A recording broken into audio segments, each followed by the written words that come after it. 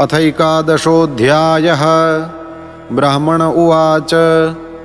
अकोविदः कोविदवादवादान् वदस्यथो नातिविदां वरिष्ठः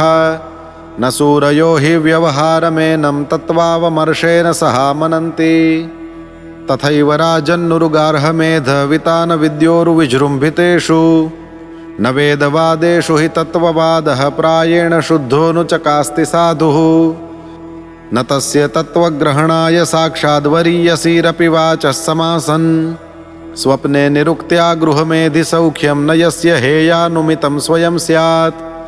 यावन्मनोरजसा पूरुषस्य सत्त्वेन वा तमसा वानुरुद्धं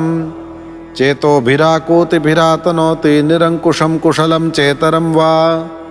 सवासनात्मा विषयोपरक्तो गुणप्रवाहो विकृतः षोडशात्मा बिभ्रत्पृथङ् नामभिरूपभेदमन्तर्बहिष्त्वं च पुरैस्तनोति दुःखं सुखं व्यतिरिक्तं च तीव्रं कालोपपन्नं फलमाव्यनक्ति आलिङ्ग्यमाया रचितान्तरात्मा स्वदेहिनं संसृतिचक्रकूटः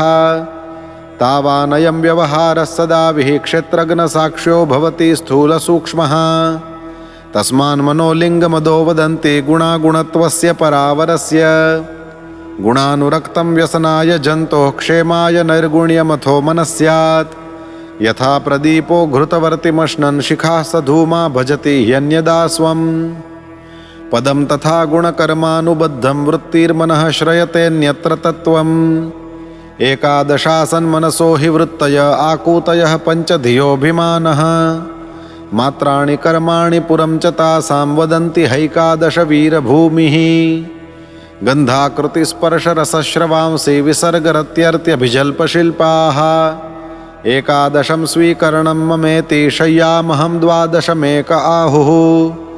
द्रव्यस्वभावाशयकर्मकालैरेकादशामी मनसो विकाराः सहस्रशः शतशः कोटिशश्च क्षेत्रज्ञतो न मिथो न स्वतः स्युः क्षेत्रज्ञ एता मनसो विभूतिर्जीवस्य माया रचितस्य नित्याः आविर्हिताः क्वापि तिरोहिताश्च शुद्धो विचष्टे ह्यविशुद्धकर्तुः क्षेत्रज्ञ आत्मा पुरुषः पुराणः साक्षात् स्वयं ज्योतिरजः परेशः नारायणो भगवान् वासुदेवः स्वमाययात्मन्यवधीयमानः यथा निलः स्थावरजङ्गमानामात्मस्वरूपेण निविष्ट ईशेत् एवं परो भगवान् वासुदेवः क्षेत्रज्ञ आत्मेदमनुप्रविष्टः न यावदेतां तनुभृन्नरेन्द्र विधूय मायां वयुनोदयेन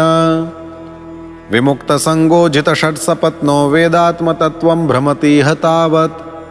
न यावदेतन्मन आत्मलिङ्गं संसारतापावपनं जनस्य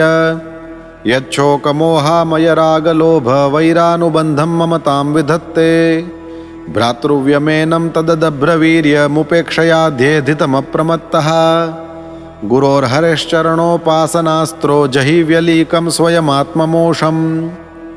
इति श्रीमद्भागवते महापुराणे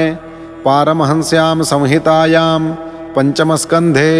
ब्राह्मणरहुगणसंवादे एकादशोऽध्यायः।